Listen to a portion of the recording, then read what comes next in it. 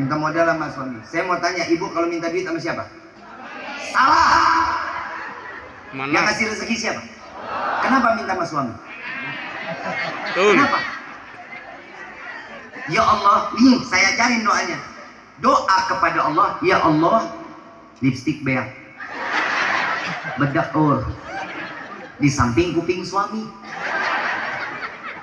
Tiba-tiba suami keluarin duit nih, ngerogok kantong, yang maafin cuma 5.000. Ambil, itu rezeki halal, ambil. Bib, 5.000 beli apaan? Ibu mau buru-buru jalan kondangan, ibu jalan ke warung beli Fanta kulum-kulum. Merah-merah juga kan bibirnya. Jangan pernah tidak menganggap sesuatu kebaikan walaupun itu sedikit keluar dari seorang suami. Hati-hati. Kalau ibu sudah meremehkan kebaikan yang sudah dikeluarkan oleh seorang suami, Allah buka 8 pintu neraka buat istri.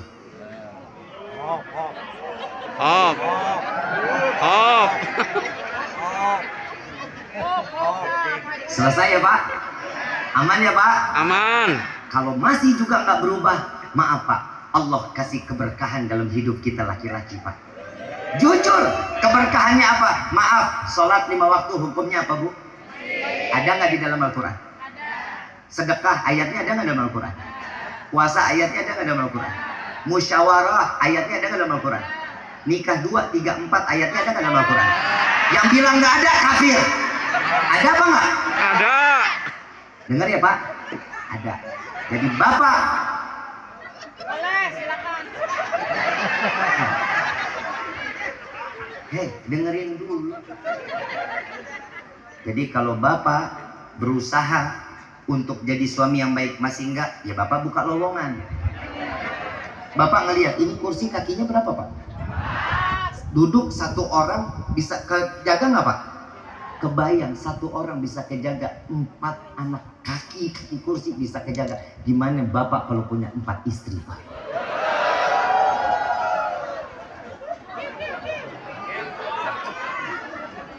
Gak senang? Gak boleh. Gak boleh. Urusan apa? Allah aja ngebolehin, kenapa istri enggak? Emang ibu jauh lebih mulia dari Allah? Pak tenang, jawaban banyak Pak. Ya elah, Bapak jangan khawatir. Kalau mau ibadah, ibadah yang benar. Bu, rumah tangga sakinah mawaddah warahmah semua dituangkan oleh Allah di dalam Al-Quran. Dan Nabi menjalankan. Dan Nabi memberikan contoh kepada pasangan-pasangan. Peringatan maulid bukan hanya sekedar menjalankan sesuatu dalam ibadah. Tapi Nabi mengajarkan di dalam segala lini kehidupan.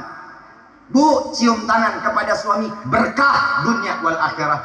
Bu, ngurusin suami, berkah dunia akhirat. Jangan dikira ibu ngasihin kopi, bawain makanan, siapin makanan, nggak ada hitungan di hadapan Allah. Wallahi ada kehitungannya di hadapan Allah.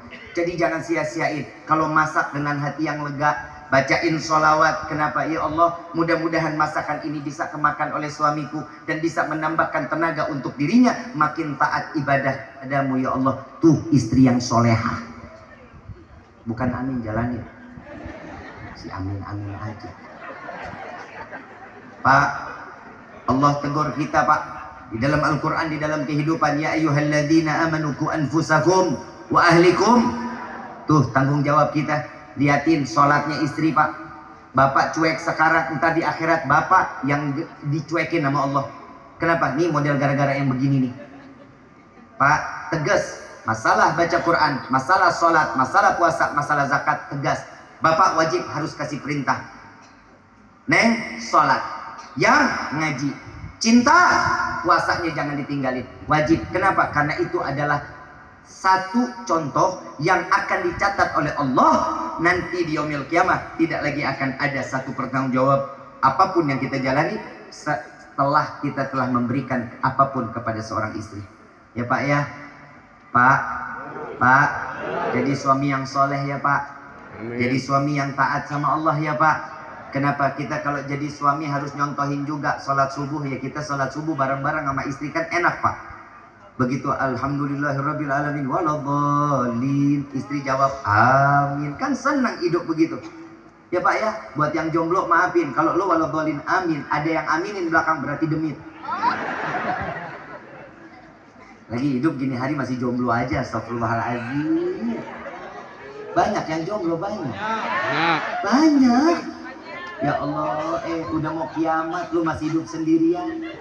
Sampora dingin setengah mati, pulang dari sini maaf, yang punya suami enak, yang punya istri enak. Pulang dari rumah, pegang sop anget, dingin. Pegang nasi, dingin.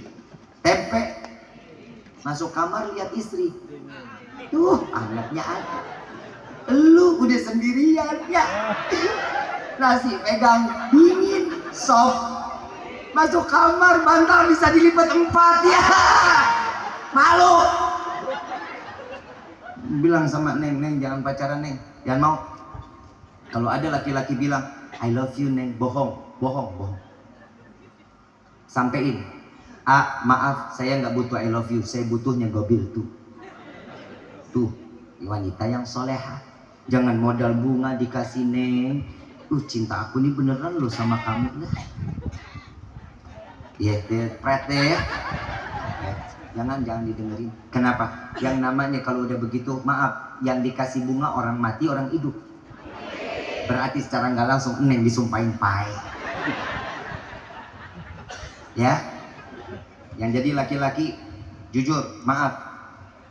Kalau jadi wanita, ayo sama-sama ngebangun rumah tangga sama seorang suami yang sama-sama dengan ibadah. Kalau dua-duanya ibadah, rumah tangga akan romantis pun itu diajarkan oleh Rasul SAW. Selain ibadah, amal yang paling baik. Hubungan kita sama Allah baik, hubungan sama manusia juga harus baik. Nabi Muhammad sama yang pembenci aja, Nabi Muhammad sama pembenci, Nabi dengan sayangnya. Ada satu kisah nenek-nenek Yahudi tiap hari pagi nyapu depan rumahnya. Begitu habis nyapu depan rumahnya, ngelihat Nabi lewat, Nabi diludahin tiap hari jadi kerjaan. Begitu setiap Nabi lewat, Nabi bukan makin ngejauh tapi Nabi makin dekat. Sahabat bilang, ya Rasulullah, ya minimal ngejauh dah, jangan ngedekat-dekat banget. Apa jawaban Nabi? Wahai sahabatku, jika aku jauh sedangkan orang tua itu melangkahkan kakinya, dia terjatuh, aku telah memutuskan hajatnya dan aku menjadi orang yang dosa. Disamperin, ngeludah sampai nggak punya tenaga tuh nenek-nenek. Begitu sehari, 2 hari, 3 hari, ini nenek kok nggak pernah ada lagi nyapu depan rumah. Nabi tanya, ngelihat nggak nenek-nenek yang biasa nyapu depan rumah? Lihat ya Rasulullah, tahu saya lagi sakit. Oh sakit, di mana rumahnya? Tolong anterin saya, kata Nabi. Nabi datengin rumahnya. Begitu ngelihat rumahnya kotor, Nabi ambil sapu, disapuin. Selesai ngelihat ini nenek sakit, Nabi jalan ke pasar, beli roti, beli manisan, beli buah. Begitu datang ditungguin ini nenek. Sampai ini nenek Yahudi bangun, Nabi dilihat. Ya Muhammad, apakah engkau ingin membunuhku? Apakah engkau ingin membalas dendam denganku? Sabar wahai ibu, sabar. Aku datang kemari, aku mendengar engkau dalam keadaan sakit. Maka dari itu aku bawakan engkau makanan. Makanlah wahai ibu, hingga esok, agar esok kau dapat sehat kembali dan besok kau dapat meludahi aku kembali, kata Nabi Muhammad SAW. Nabi dibenci, dibalas pakai akhlak. Lalu ini nenek tua bilang apa? Ya Muhammad, engkau benar utusan Allah. Aku bersaksi di hadapanmu dan di hadapan Allah bahwasanya Allah adalah Tuhanku, engkau adalah nabiku. Bersaksi karena akhlak Nabi Muhammad. Yuk, berarti hidup dengan manusianya juga harus baik.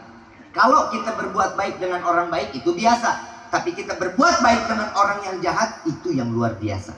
Biarin orang mau jelek sama kita, gak apa-apa. Yang penting kita selalu berbuat baik dengan orang lain. Kenapa? Karena kebaikan itu akan mematahkan kebencian. Yang tadinya tak kenal maka tak sayang maka tak cinta. Inilah pepatah yang dilakukan oleh Rasulullah SAW. Karena mereka tidak mengenal Nabi, tidak tahu Nabi, begitu tahu berubah dari mulai membenci menjadi cinta. Paham sampai sini? Insya. Jadi hubungan kita sama Allah baik, hubungan sama manusia juga harus baik. Di dalam rumah tangga juga harus baik. Urusan kita sama anak juga harus baik. Inilah yang diajarkan oleh baginda Nabi Muhammad Sallallahu Alaihi Wasallam. Mudah-mudahan apa yang disampaikan di malam ini menjadi ilmu yang bermanfaat. Amin. Pulang dari tempat ini kita mendapatkan hidayah dari Allah dengan curahan rahmat yang Allah tuangkan di malam ini. Amin ya Rabbal. Saya mau ngajak baca salawat, mau apa enggak? Tapi bacanya yang keras ya.